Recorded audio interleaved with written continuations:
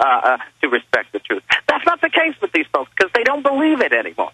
You know, the notion of the self-evident truths that establish our rights, that show clearly that justice somehow has a basis that isn't just based on the power of those who rule over you.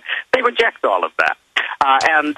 It's I think, right now very striking to us because Americans kind of have had the luxury of taking it for granted that overall this is not what American life and politics was about.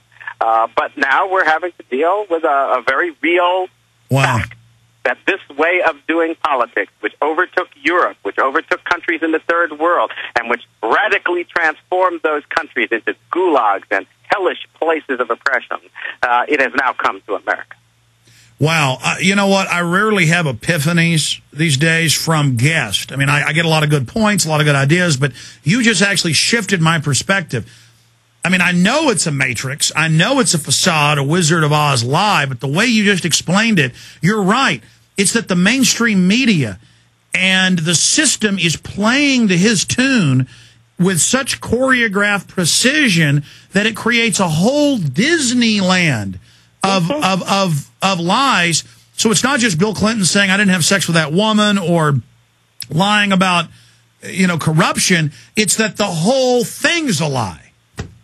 Well, exactly. They are creating, as it were, a perceived reality that serves their purposes.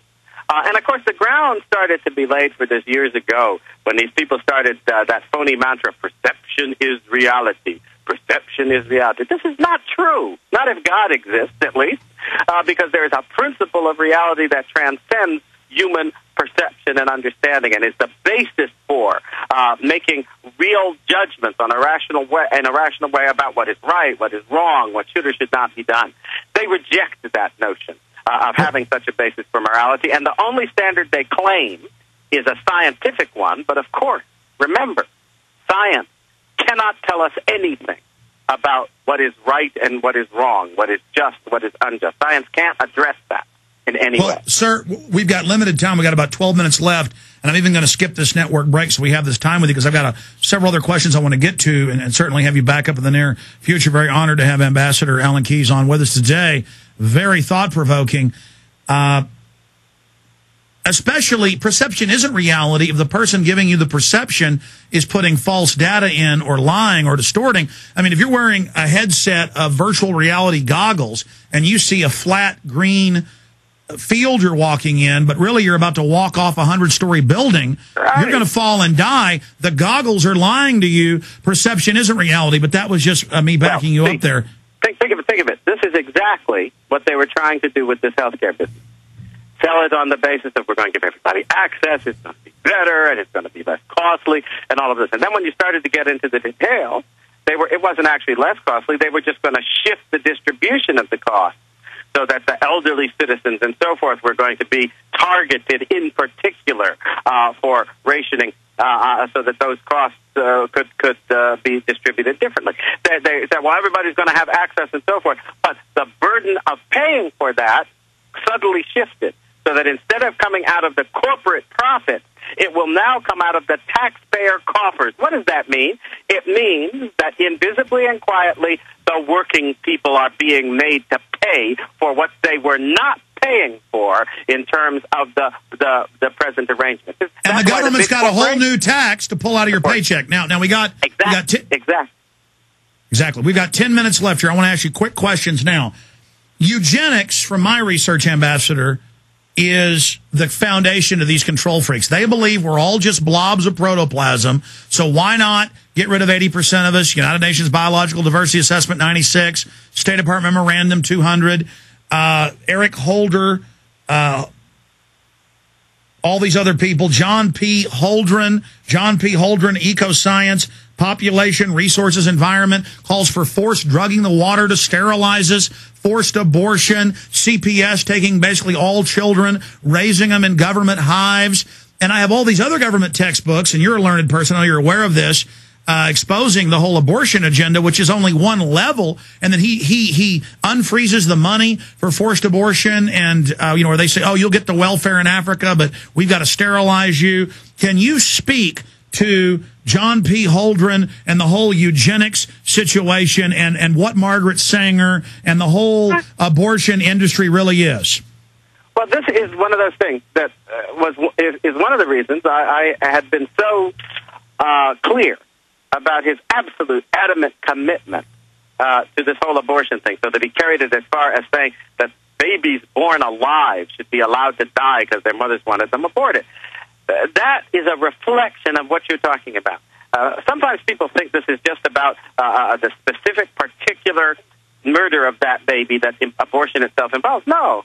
You look at Margaret Sanger, that woman was about a strategy based on eugenics for basically cleansing the world of the inferior people. It is an inherently elitist understanding that sees no value or intrinsic worth except in those lives that stand up to the measuring rod of these elitists as somehow valuable to humankind. In one respect, it turns out that as the left-wingers move down this road, they are implementing a dehumanizing understanding. But instead of dehumanizing people based on the racist notions of somebody like Hitler and the things that were being portrayed in Germany, they dehumanize people based on the scientific understanding that there's nothing essentially human about us, that we are, in that sense, just blobs of flesh and chemicals and junk that can be manipulated like any other physical thing. And that, of course, means that there's no boundaries whatsoever that you have to respect except the whimsical boundaries of personal attachment, so that if you're part of the favored clique, you might be treated differently. That's the world they're pushing us toward. And abortion was essentially the cutting edge to get people implicated in a moral understanding that destroyed our sense that humanity and every single human being have a moral worth that must be respected by the power of government, that can't be disregarded on the basis of some elitist measuring rods of who's worth having around and who can be killed with impunity. Ambassador, isn't this really the religion of control freaks on power trips, where Peter Singer says, let parents kill their babies for a year after they're born, get rid of the old people, they've got the same value as mackerel.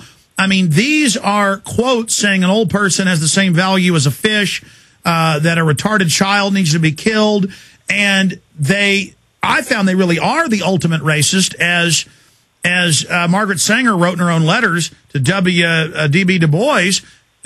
She said, I've got to hire black men to be my fronts to get rid of these black weeds. In my research, I found that the real racist, the real Nazis, always cloak themselves as liberals, and that it's even more than that. It's not just some pseudoscience and their excuse to play God, that they ravenously enjoy going after Asians, Africans, Latin Americans, poor people. It doesn't matter. And that they even have people of color in their ranks who enjoy this.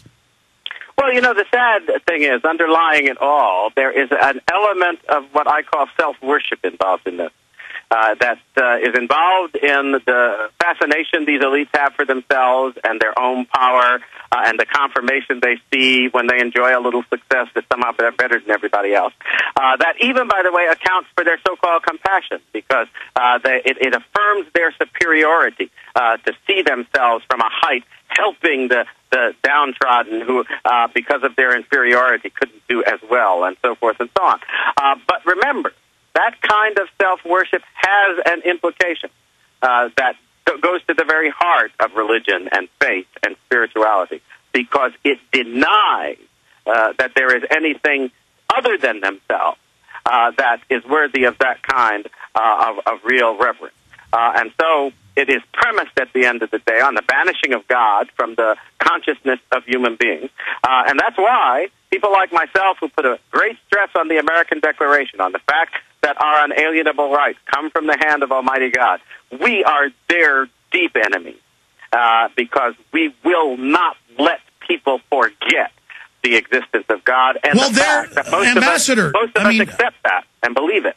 Well, Ambassador, when you read, as I know you have, as being all these futurist and transhumanist and neo-eugenicists that just fill the government ranks, the Dr. Piankas and the Holdrens and Ehrlichs, they actually believe they're God. In the BBC, there was a report last year where they said, we're going to split off and be an elite species, of the government planner, and then all the rest of you are these